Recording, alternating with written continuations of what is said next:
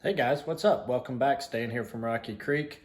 So we are here today. It is a rainy day and I had to take off work because unfortunately Madison has some kind of a stomach bug and she's running a fever. So she's here with me, so I took off to be with her. If she's still sick the next day, then my wife will take off, and we usually kind of go back and forth if need be anytime the kids are sick. But I'm gonna go ahead and capitalize on the bad weather, plus with her not feeling well, since she's gonna be resting. I'm gonna end up I plan to make a pasta dish tonight using some of our venison and our Italian cherry tomatoes that we canned that I'll put into a sauce. But I also want to try something that I am completely making up. I couldn't really find a recipe online that I thought would work. So I'm gonna completely try something out that I've never done. We're gonna see how it works, and we'll bring you along with us while we try this. And we're also gonna do it in our bread maker. So I'll share with you how easy it is to use a bread maker to make bread as well. So let me show you what we're gonna do, and let's talk about it real quick. So the bread maker that I have, I talked about it in one video before, just very briefly, but this is a Hitachi Home Bakery 3. It's actually pretty old. I got this from my wife's grandmother, but it's in great shape and we have used it a lot ever since. So you just have your lid, and then inside is the pan that we will use for making the actual bread in, and you can see the mixing or kneading paddle down there in the bottom. Now what I'm gonna do today is, I saw this bacon cheese bread and I'm gonna kind of take it, but I'm gonna modify it into what I'm hoping will turn out to be like an Italian cheese bread. And I'm gonna pretty much run this recipe the way it says. The only change is gonna be, instead of adding 3 tablespoons of bacon bits to give it a little bit of an Italian flavor, is I have just a mixture of some dried Italian seasoning and some garlic powder. But other than that, I'm gonna run it the same with some sharp cheddar cheese, and we're gonna mix it all together and we're gonna let it bake, and we're gonna see how it turns out. So here comes the experiment. We'll see how it goes. And apparently somebody became very interested despite being sick and having crazy rat's nest hair because she's been sleeping. So we'll hopefully, maybe some warm bread and some warm pasta will help make her feel a little bit better later on. All right, so the basics that I can tell, and I'm not an expert by no means when it comes to bread making. I have only done maybe about, I don't know, 8 or so loaves in this, and I've really just followed recipes to the T. This is really the first time that I've really have gone off kilter and tried to do something of my own. And so we'll see how this goes. But the biggest thing with this, from what I've read, is that no matter what your list of ingredients is that your yeast goes in at the very end, because you want it not to have contact with the water until it's ready. So first we're going to start out with 1 cup of tap water, and Madison will dump that in for me. She said she wants to dump it in. Yep, just dump it straight in there.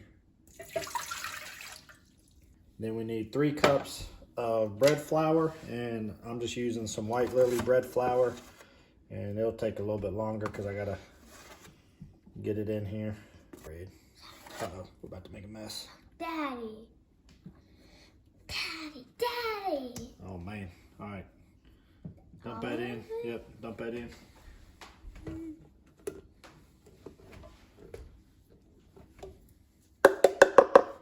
No. All right, 1 cup, dump it in. Good to go. Now we need a 1/2 cup of cheese grated. Now I'm not gonna lie, I don't know if this is a 1/2 cup. It's probably a lot more than a 1/2 cup, but I kind of figured I like cheese. Me too. Most people like cheese. What's the worst that can happen, right? It would be a cheese explosion. All right, so there's that. I have no idea if that's a 1/2 cup. We wing that. Now we need 1 1/2 teaspoons of salt. Dump that in. This is salt. Yep. Looks like sugar. Good. 1 1/2 tablespoons of sugar. Oh, that's sugar. Yep, dump it in. 1 1/2 tablespoons of butter, which I've already cut that. Oh. We're just gonna set that right there. And then I'm gonna go ahead and sprinkle in the seasonings, because this isn't part of that recipe, so we're just gonna put that in on our own. I don't know if that was the right time to do that.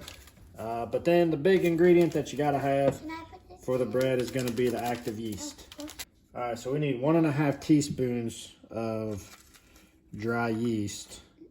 So there's 1, 2, 3, 4, 5, 6. This is a 1/4 teaspoon. So 6 of those will give me 1.5 teaspoons. And then here's the luxury of a bread maker. So here's the joy of a bread maker though. So we have all of our ingredients in here, as you can see right there. So all we're gonna do is open this up, drop this straight down in.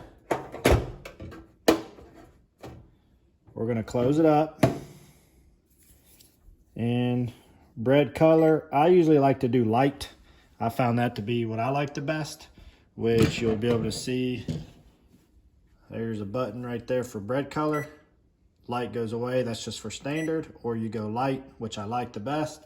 And then we are legit just gonna hit start. And so in 3 hours and 50 seconds, we're gonna have bread, and it'll show you kind of what it's doing as it goes along the way.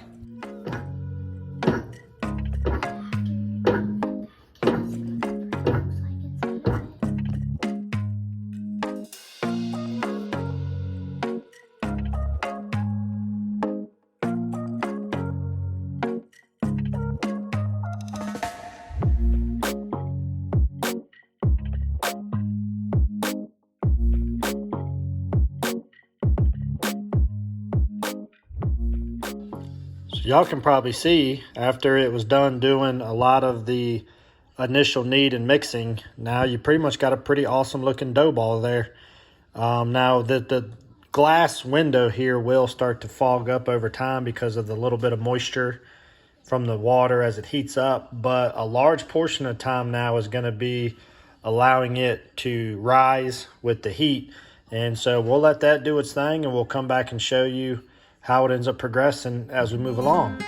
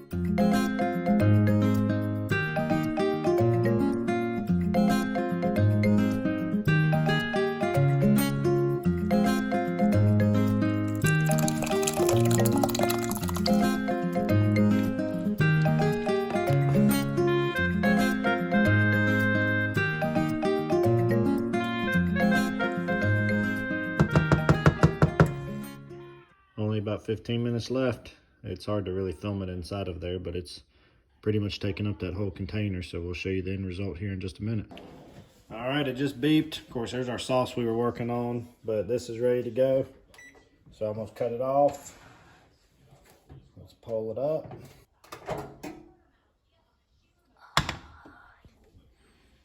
There's what it looks like right now. We'll pop it out and we'll see what it looks like outside of this.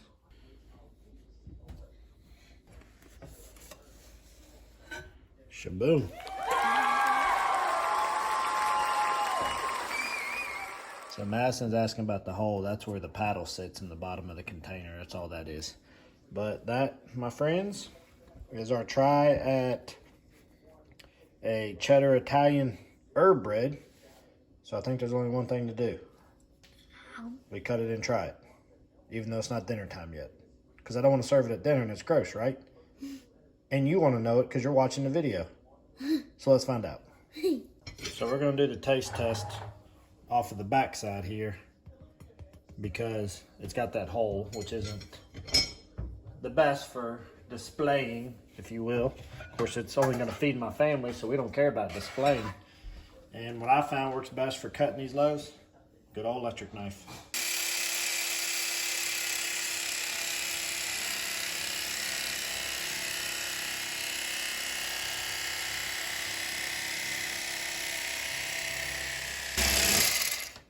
All right, so I'm not gonna cut more than these 2 slices, but you can see nice, delicious bread. And then when you get past the paddle, you still have the bulk of it won't have those marks or anything. So the rest of this will be good and delicious, hopefully. All right, guys, so like I said, this is a recipe that I've never had. We took a bacon cheese bread and modified it into a Italian cheese bread, and we're gonna see whether or not that worked out or not. So, little miss here, I gave her some soup for lunch and she barely ate, and she didn't eat regular bread, but she swears she wants to try this. So hopefully that's not gonna be a bad idea. So first I'm gonna try just crust, and then I'm gonna try the inside and see. What does it taste like? So try the crust first. I'm gonna let her say what she thinks first before I say it, so I'm not influencing her. It tastes like those, they taste like goldfish. It tastes like goldfish? I think that tastes like goldfish. Like a goldfish cracker? Mm-hmm. All right, so that's the inside part. You wanna try the inside part? Mm-hmm.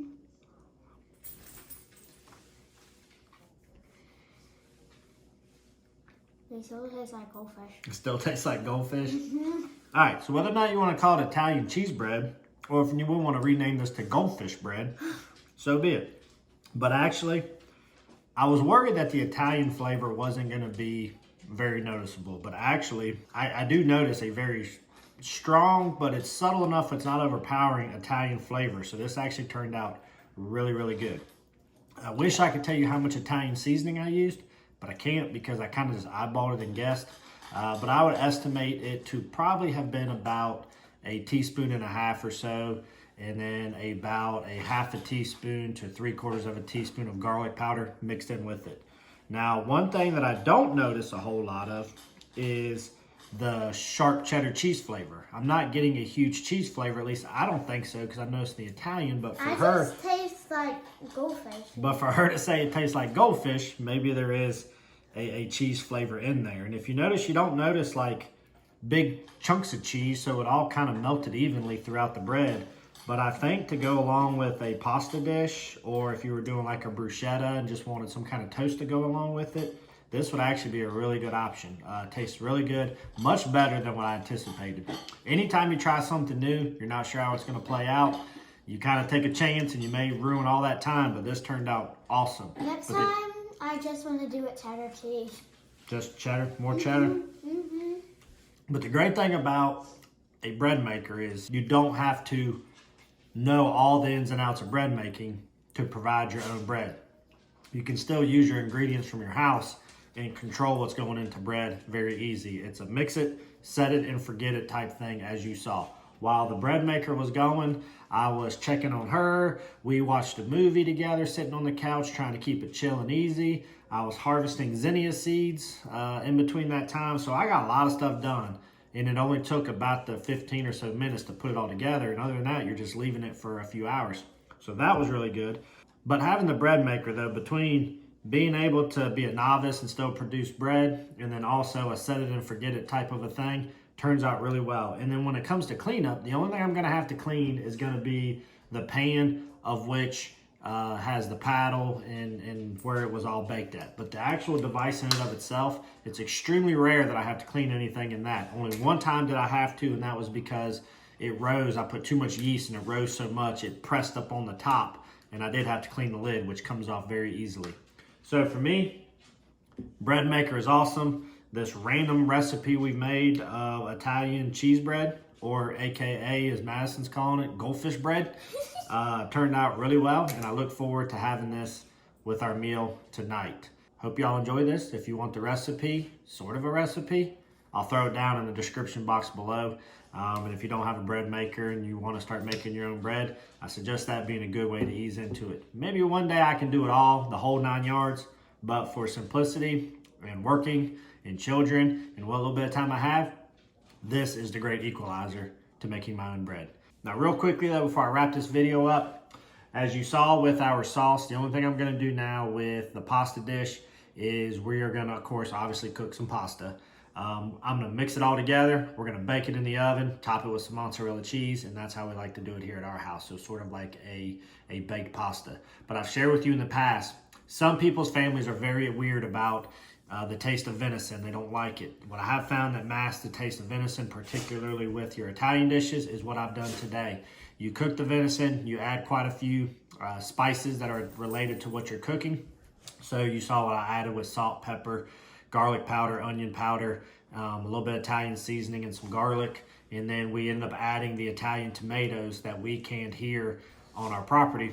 And I let those cook together, mesh all those flavors together till all the water drained off or evaporated away is the right thing to say. And then from there, add sauce of your choice, whether it's homemade or store-bought. And then if I let that sit with that meat for a good hour on a low simmer before I incorporate it into my pasta, I promise you, you will have no idea. Actually, sometimes I actually like it better. To me, it's some of the much better stuff than just straight ground beef with some canned sauce. So that's where it's at. I'll show you the end result. I'll close out this video by showing you the end pasta dish. But guys, I hope this was helpful today. This was just a little change of pace for us. You know, it is what it is. You get the cards that you're dealt.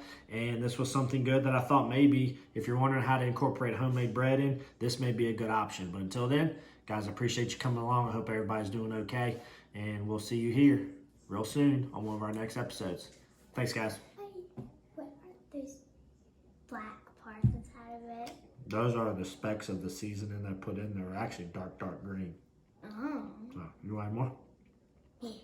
Soft or crust? Crust. You like the crust? Yeah, that's the one that tastes more like a goldfish. The goldfish.